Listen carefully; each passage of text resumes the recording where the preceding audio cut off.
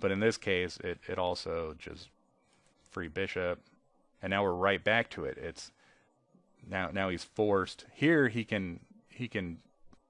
has the advantage of, well, what he could have played here is he could have brought this knight up here.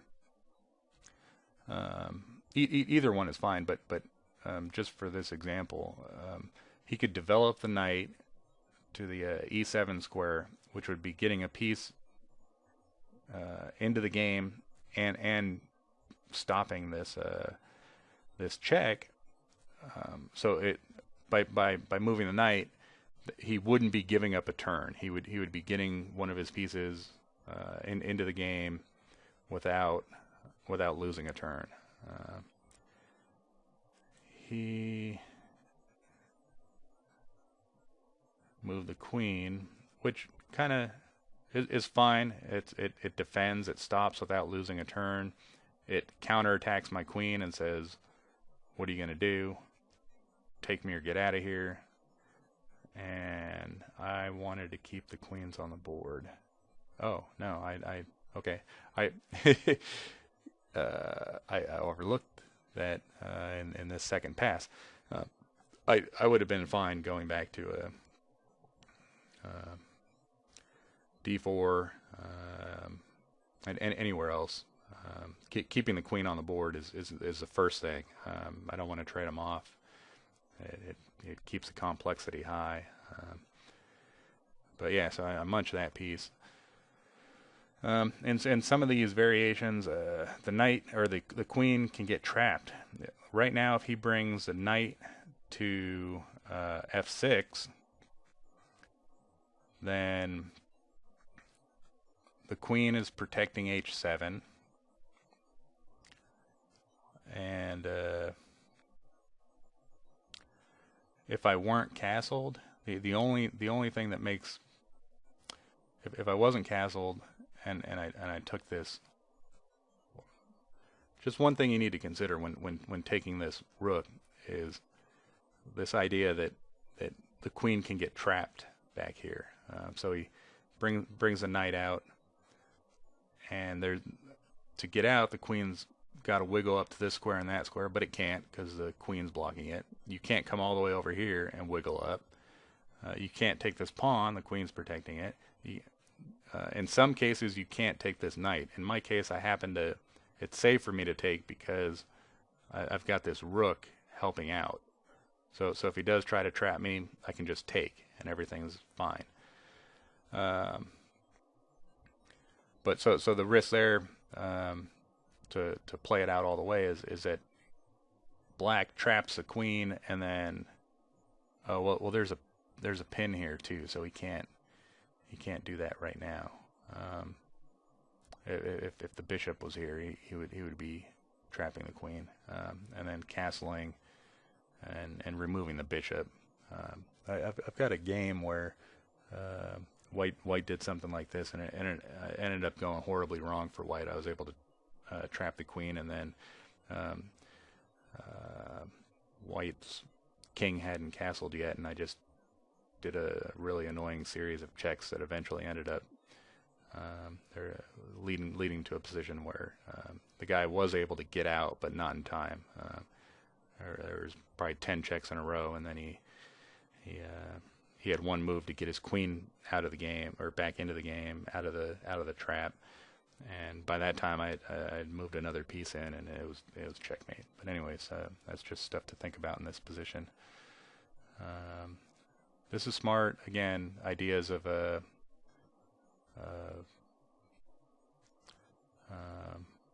moving the knight somewhere and attacking the queen.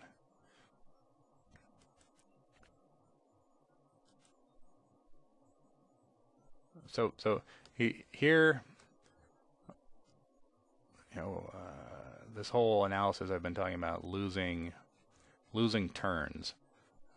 So he lost a lot of turns in the beginning of the game. By this point, we're essentially starting the middle game. Both sides have castled. I have one more piece to get in the game, but you can call this the middle game. Both sides have castled. technically we both have one piece undeveloped. So maybe after we both move these, then technically the middle game starts. But I'm going to say this: we're out of the opening at this point. But so maybe he's trying to make up some turns. He's behind maybe 1 or 2 turns. So by doing stuff like this, he thinks that he's well, he is. He's forcing me to move the queen. But I think in the beginning game, those are critical. Once you start nearing the middle game, I don't think turns are as critical as they are. As you can see in the opening leading up to this position, I was able to take advantage of those, and it got me a bunch of pieces. In the middle game, losing a turn or tempo is, I think, maybe not as critical. Where did I go? Okay, an alternative would have been to fall back here. The idea is to keep... actually, I didn't even need to do that. There's 1, 2 defenders against his 1, 2 attackers. Push that up maybe. But he does that anyways. And there's this weakness of the last move. He's exposing his king more. Like I think unnecessarily too. Probably better would have been to get the knight involved somehow. That would add if we go back.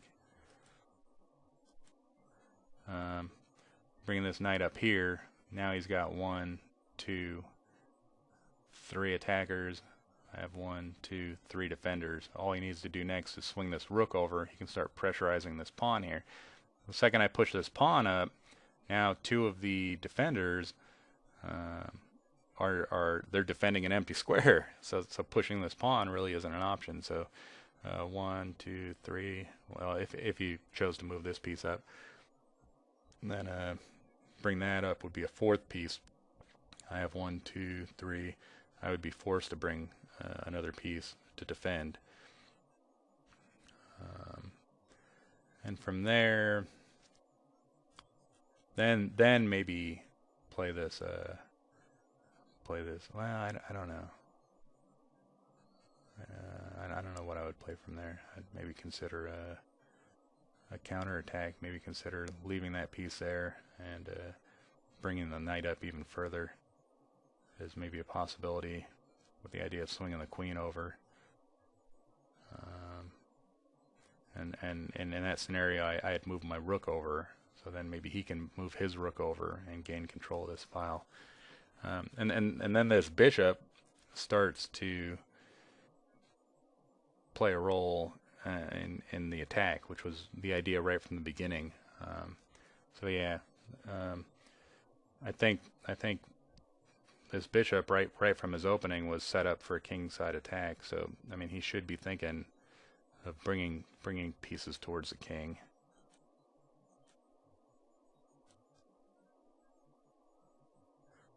I'm just pressurizing. I think my plan was to weaknesses or this square. Well, the weakness was that square, but he defended it. So now the plan is to go after that square.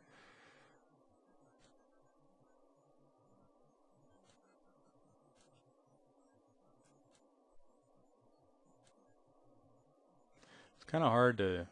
I want to break in here. Things to consider is in doing that, in breaking open this center, you may have to give up a pawn. So you're going to use your 3 pawns against his 3 pawns, and if you're forcing your way into the king by forcibly removing these defenders, it's going to cost you, or more than likely is going to cost you a piece. So it's worth considering. You're basically going to use your 3 pawns to almost for sure take out 2 of his, but he'll be left with 1, and it's the risk is that 1 is already halfway down the board and can possibly get to the other side and queen. But when you're trying to break through like that, you're you're saying you've got enough attacking potential that you're going to be able to keep the pressure on and force his king to move and stuff like that, and eventually get a checkmate before he can turn that leftover pawn into a real threat of queening. This was a smart move. If I just gobble up the bishop, the king's escape square is blocked, and he can just come down with the queen, and that's checkmate. So I talked about earlier about wanting to get pieces over here for this kind of an attack, and so he's doing that. He just probably could have done it a couple moves earlier. Alternative was pushing this pawn up in this position, but I wanted to combine defense with offense. Oh, I mean, pushing the pawn, I would have still been having pressure on the rook too. Coming back here, he could have just taken. There's no defender there. He's coming back. This is same idea. The second I move this guy off this square, he's got checkmate.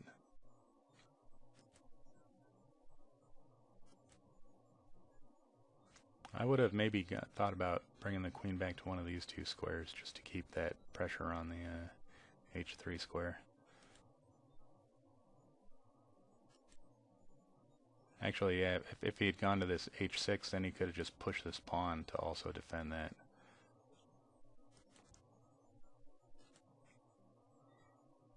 Here I was in time trouble.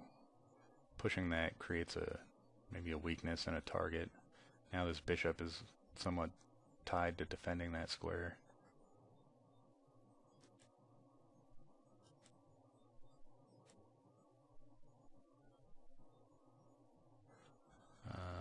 So that was check. I couldn't take. I had to. I wanted to combine defense with offense. Now I win that piece. Yeah, this took me a while to see. It was actually probably in the position for a lot of moves, or potentially in the position for a lot of moves.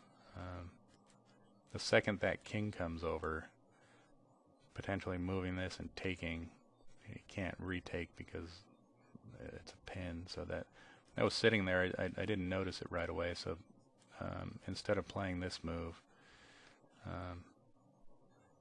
coming back,